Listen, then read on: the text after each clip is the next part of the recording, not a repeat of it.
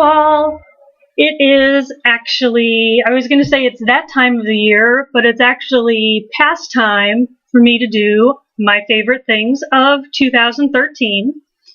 Normally I try to do it before Christmas with a couple of weeks left for holiday shopping, but the holidays kind of kicked my ass this year, and so I didn't get it done in time for that. But two important things are happening. I'm getting it done before the new year starts, so at least I'm managing that. And also, I'm guessing that a lot of you got gift certificates to your favorite bookstores or Amazon.com, so you can spend your gift certificates on that, or if you have late holiday shopping to do, which is some stuff that I had. And like I said, it's not 2014 yet, so I'm still not totally late with it. It was a really hard year to pick the 10 items, and to be perfectly honest, I even cheated a little bit to make it 10 items. And after that, there were still tons of things that I ended up having to give up in order to keep it even remotely pretending to be my 10 item list that I do.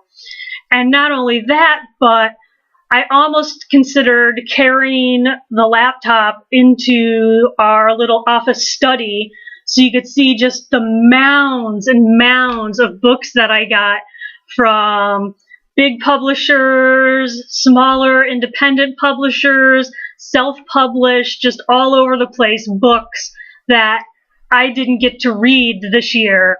And I mean, and I'm not talking about the ones that I already like pushed to the side because I was like, there's no way I'm going to like this book. I mean, this is all just stuff that I think is going to be awesome that I didn't get read. So next year, my favorite things of 2014, it's possible it's going to be all books that came out in 2013. That's how much good stuff there is.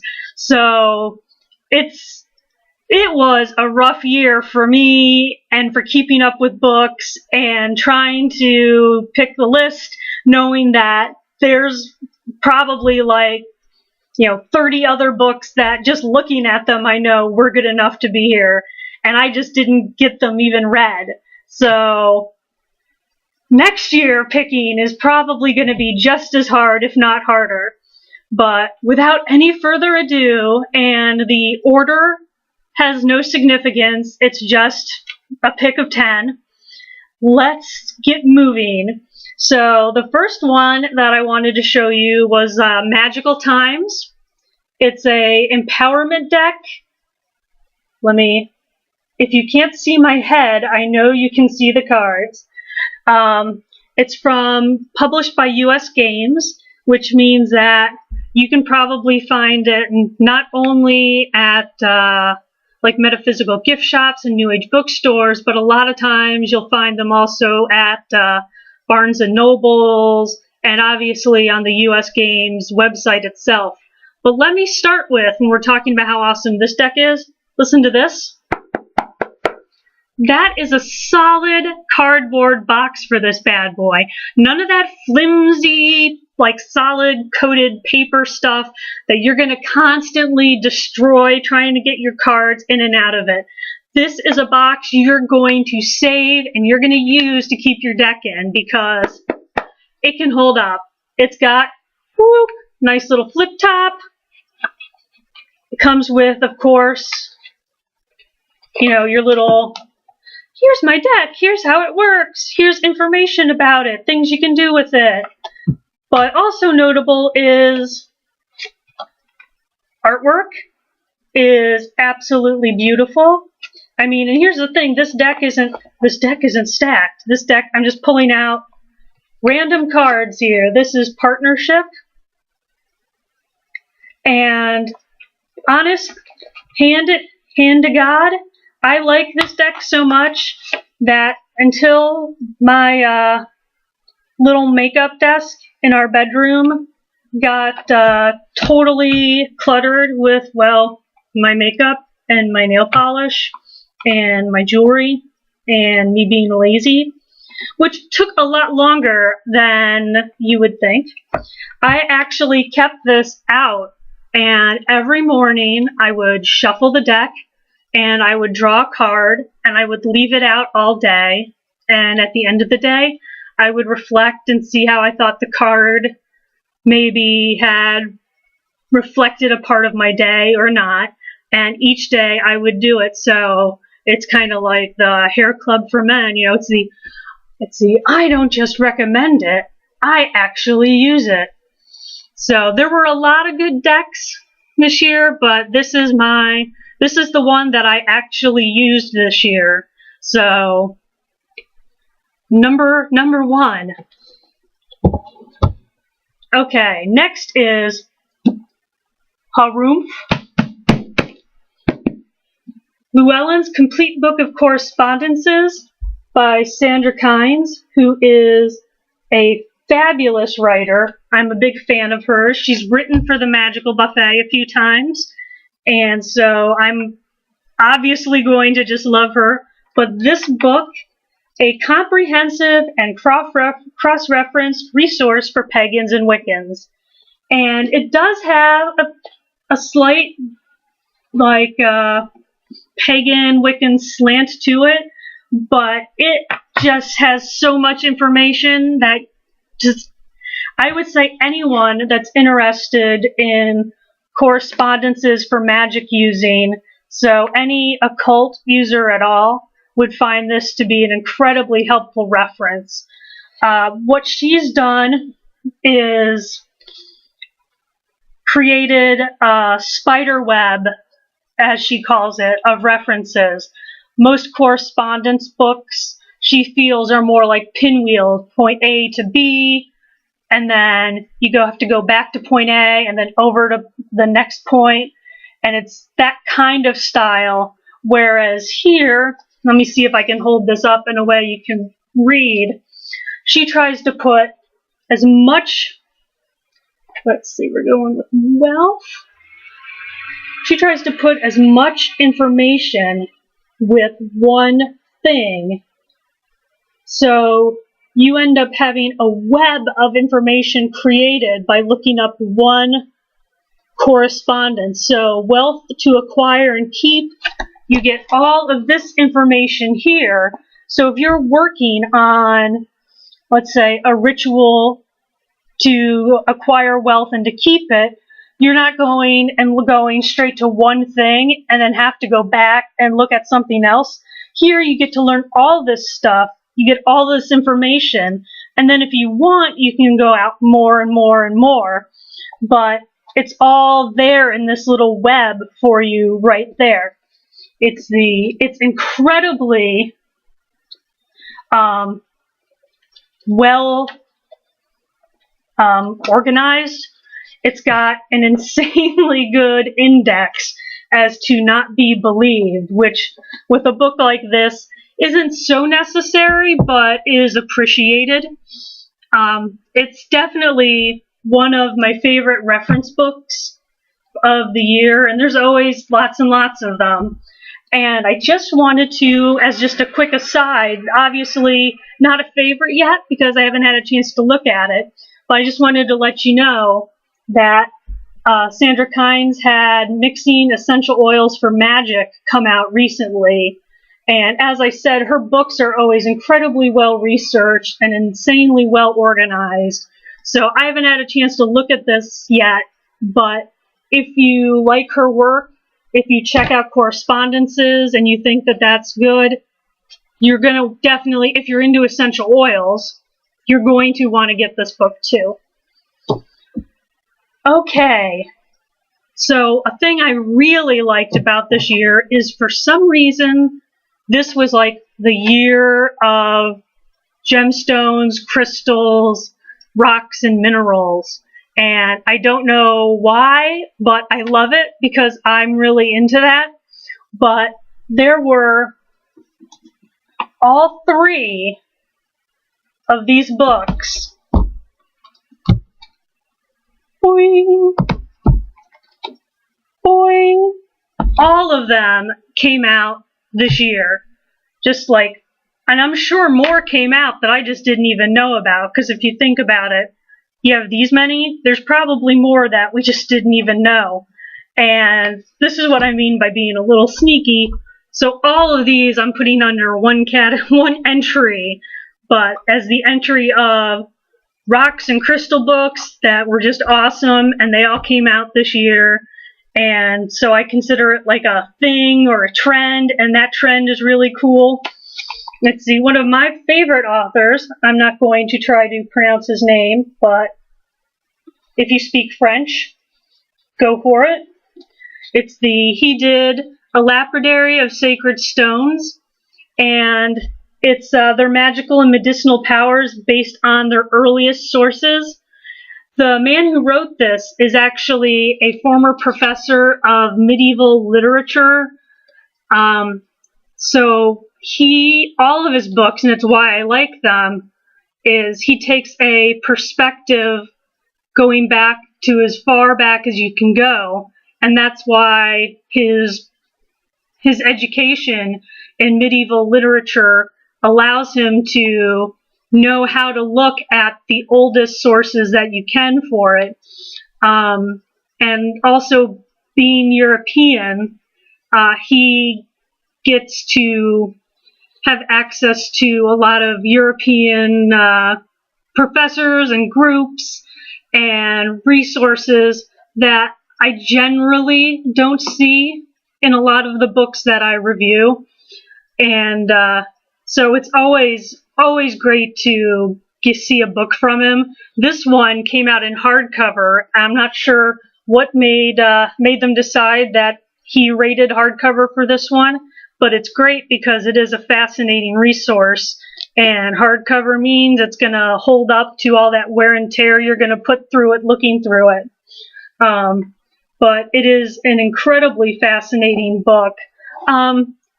It's got a small section that you can just sit and read, but it's pretty much pure resource.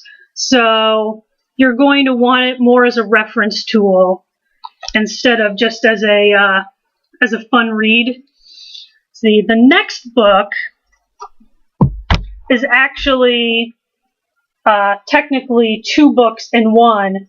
There's Crystals, Jewel Stones, Magic and Science, and then there's also Crystals and the New Age from Stuart Weinberg.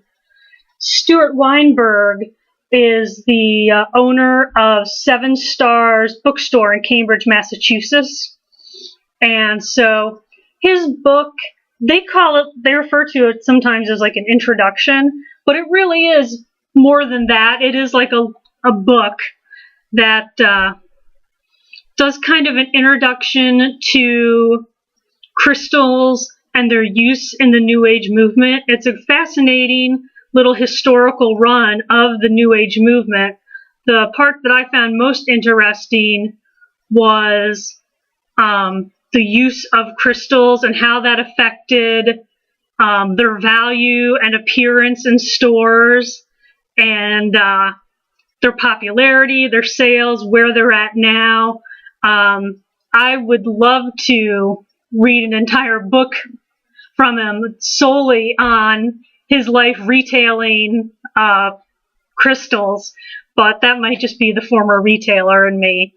But he gives profiles on a lot of larger names and organizations from within the New Age and how they used crystals and stones, or if they did or didn't at all, that kind of thing. And it was a really interesting read and a nice introduction. The Crystals, Jewel Stones, Magic and Science from Isidore Kosminski is actually a text from 1922, which makes it kind of interesting because the author does discuss the importance of applying science to the New Age thought.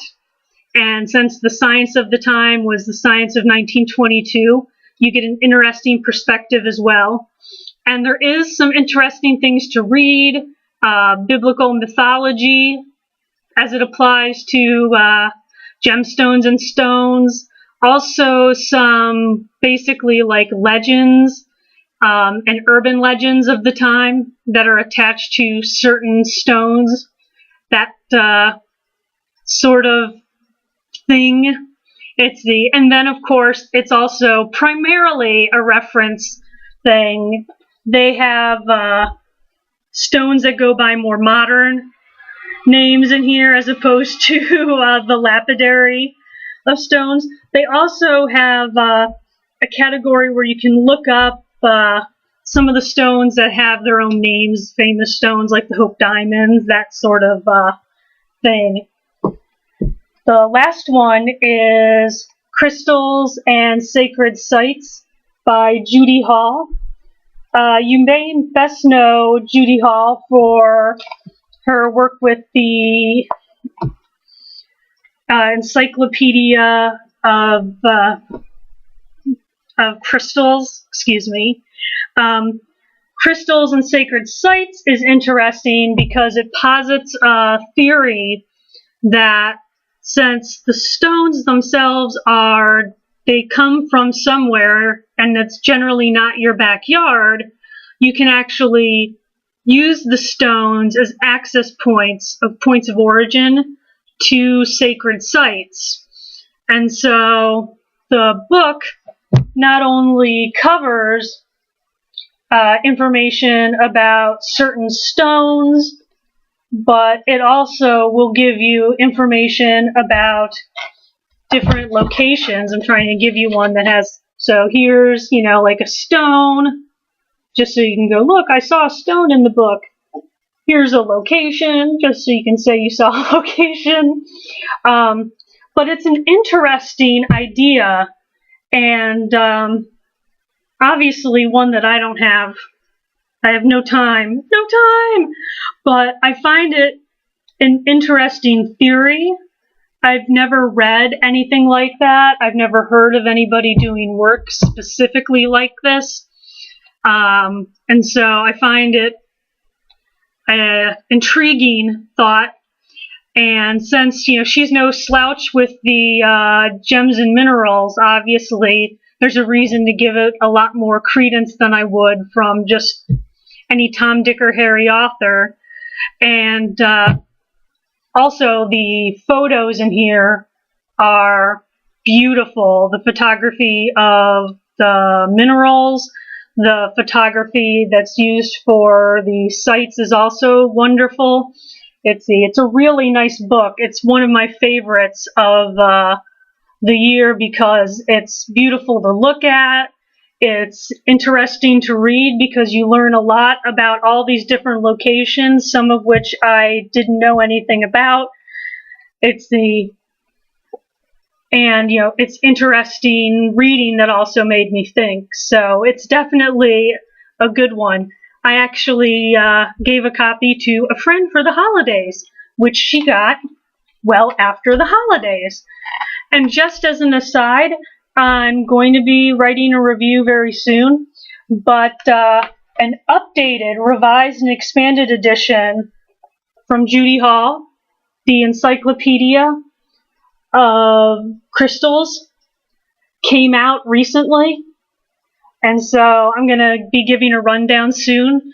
But if you're into just another piece of evidence that this was the year for gemstones and minerals and rocks. But if you're interested, this is also available from Judy Hall if you want to seek it out.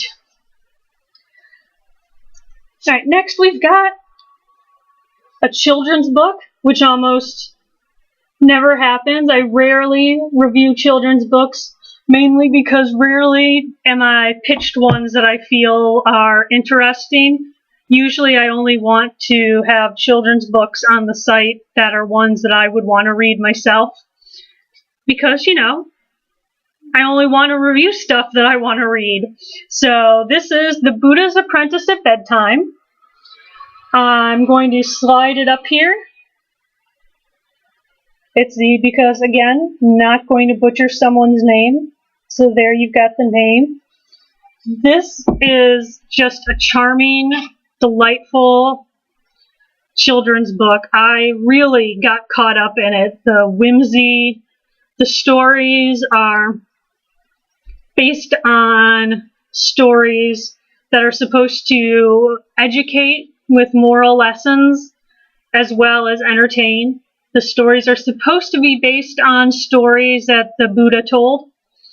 The beginning has a little section for parents about Buddhism and about the stories themselves. But the stories are adorable. At no point do you feel like you're being indoctrinated into a religion, or you're being pitched something, or being talked down to, or anything preachy is going on. They're just cute little stories, and the artwork in here is just, I mean, absolutely adorable. Let me see if I can manage to line it up and hold it still long enough for you to see something. Let's see. You can see a little snake and a little pig. They're so cute. Yeah, you know, just for the record, snakes and pigs and stuff don't always end up in a good place in some of the stories. Let's see, there's a really cute one that I wouldn't mind showing you. Here's one that I really like. I think I had the photo of this when I did the review. This is the tree spirit, and now you can see the actual reasons that I used it, which is I thought the camel and the goat were cute. Little goat. But this is a very cute book, and I would recommend it. It doesn't have an age-specific recommendation on it, and I'm a horrible gauge with kids' ages and what they're able to read or not.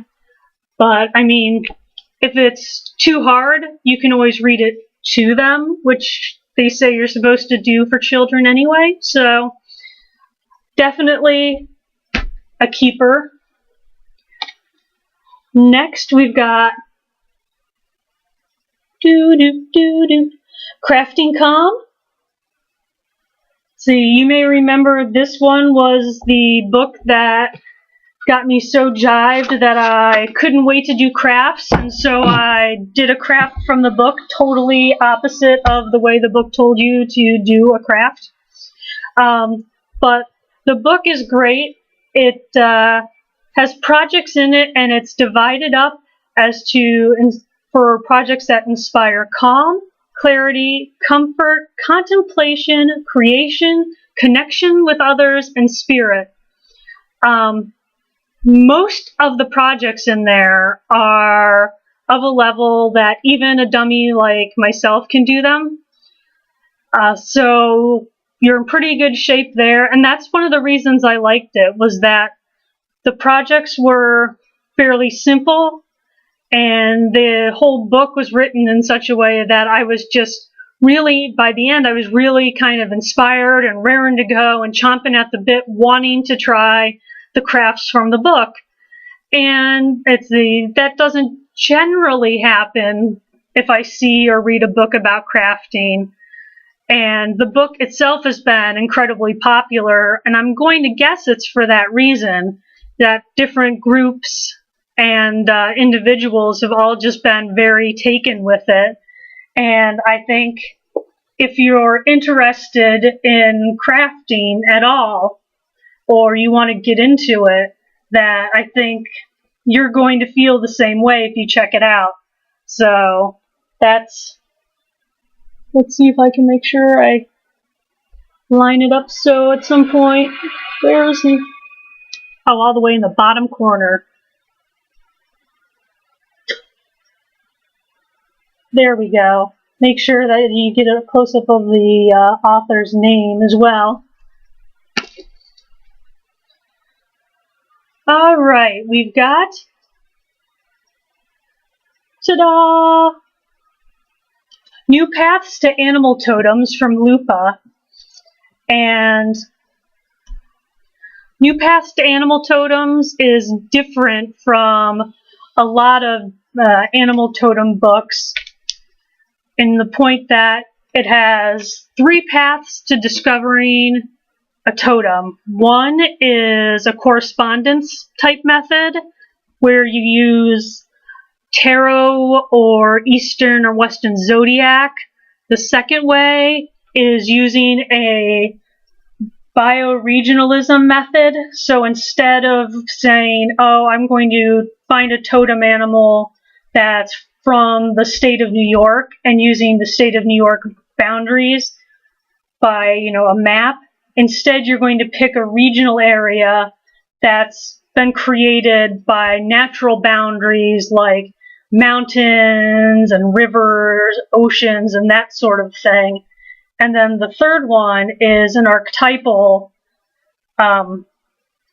method, which is obviously the most psychological of the 3 methods. And that one, you end up matching internal instincts and that sort of thing to an animal. But what was really kind of special about the book to me was I kind of always felt like in order to have a totem animal, you needed to be outdoorsy, you had to spend time in the woods and that sort of thing. But instead, with the new paths to animal totems, it's pointed out that even an apartment dweller like me that has horrible allergies and never goes outside, that I can actually have a totem animal too, that there are people that have totem animals that don't even, live anywhere near where they are. So if they can have a totem animal, then, I can certainly have a totem animal, even if it's something that I never get to see. It's just outside my window or something. And so that was really important for me to learn. And it turned out the author really liked that was what I learned from the book as well. So it's a good book, especially if you're interested in, totemism in general. Even if you already have a totem animal, it's still worth picking up. All right, we've got Create Your Own Religion. It's from disinfo.com, Disinformation Books, which is kind of a brand unto itself if you're familiar with it. See, Create Your Own Religion, author's name down there at the bottom. How-to book without instructions, which is very much how I would describe it. The author goes through, describes all kinds of different religions, parts of them, pros, cons, and isn't shy about injecting his own personal beliefs. Very conversationally written, although obviously filled with a lot of scholarly knowledge. It's a great, as far as I'm concerned, it was a great read. Since I'm a take what you want and leave the rest for religious belief, this book fits the bill exactly. The next book is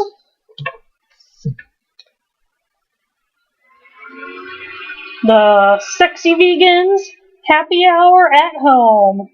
You may remember Brian Patton from his first book, The Sexy Vegan Cookbook, that I reviewed on the site. And I did an interview with him for the Happy Hour book. It's what I like. Obviously, I'm not a vegan. I'm not even a vegetarian.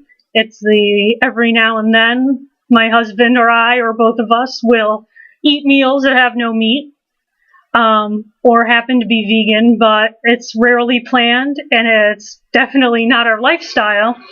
But what I like about Brian Patton is he has a good sense of humor. He's not preachy. He's not trying to, convert the masses. He's just making good food and having a good time. And obviously, a happy hour book showcases all of that even more because his sense of humor gets to show off even in a grander scale once you start injecting even more alcohol His first book had some drinks, but obviously this one is actually divided up into parties. So you have a drink, you have all your appetizers, and you also have a shopping list included so you can get all of that stuff. And then obviously you can mix and match as well. But the focus, the gist, if you will, is alcohol. New alcohol. Things like the Bloody Vulcan. So you don't need to be a vegan to enjoy this book. It's all kinds of good, all kinds of mixed drinks. So I would recommend this book highly to anyone that likes cocktail parties or personal little happy hours at their house. This is a fun book for new ideas. Let's see. Conquer your stress with mind-body techniques. Kathy Gruber. This book is like amazing. It's like the TARDIS of reference books. See how tiny it is? How slim it is? And yet in here is seriously every mind-body technique that you could ever imagine for dealing with stress. It's amazing. It's so compressed, and yet it's all in here. This book is amazing. I cannot believe how she did it, but and when she came across something that she wasn't that well versed in, she did some research, and then she asked people that knew more than her questions. Sometimes they wrote entries in the book. She provides websites. She provides names of organizations. All that information in this tiny little book. It's small enough I can carry it in my purse. And yet, all of it in this tiny, tiny book. This, if you deal with stress, if you know someone who deals with stress, see, this is absolutely a must-own because it just references everything. I mean, everything. And it's obvious, it's easily digestible, easy to understand. Tiny little book. Tiny little book. All right. This is outstanding. A Year at Stonehenge. It's usually referenced if you look for it, perhaps online, or you ask a store about ordering it for you. James O. Davies, he is the photographer. There was an introduction written by Mike Pitts, who is a bit of a badass authority on Stonehenge. Let's see. James O. Davies was given unprecedented access to Stonehenge for a year, and he just photographed the site in all its glory. Summertime, wintertime, events, people, places, things, animals, vegetables, minerals. He did it all. And it's in this beautiful hardcover photo book. It is absolutely gorgeous. It is one of my favorite of the favorites. I never really had a huge thing for Stonehenge. until I saw this book. This book is so beautiful that even people that don't really give a flying foot about Stonehenge are going to be all like, that's freaking amazing. So that is a definite for you, for someone else you know. It is a good one. And that was number 10. But I do want to mention a little something here extra, because you've already hung around. If you've hung around this long, you can hang around just a few more minutes. This came out this year. It is by my favorite author, the guy who did The Lapidary of Stones. And I did not write a review of it, which is probably making Inner Tradition's head spin as to why that didn't happen. The book is fantastic. It covers everything involving household spirits. And how do you know that I like it so much? Let's see if I can get it pulled back enough and centered enough for it all to be there. Because, bam, pull quote, people. Right there on the back of the book, published for the world to see, again and again and again. There is no other author alive who so thoroughly examines the subject. That would be this guy. See, you should get this book because this guy wrote it. You should buy everything this guy writes because he writes good stuff. And just in case this doesn't do it for you, he just had something come out that I think everyone will want. Bazzow! The Book of Grimoires. Who doesn't want the Book of Grimoires? Patow! The Secret Grammar of Magic by this guy. The guy who you should buy every book he writes. So, that's my little extra feature for you. So I hope you managed to cling on to consciousness as I ran down the 10 favorite things from 2013.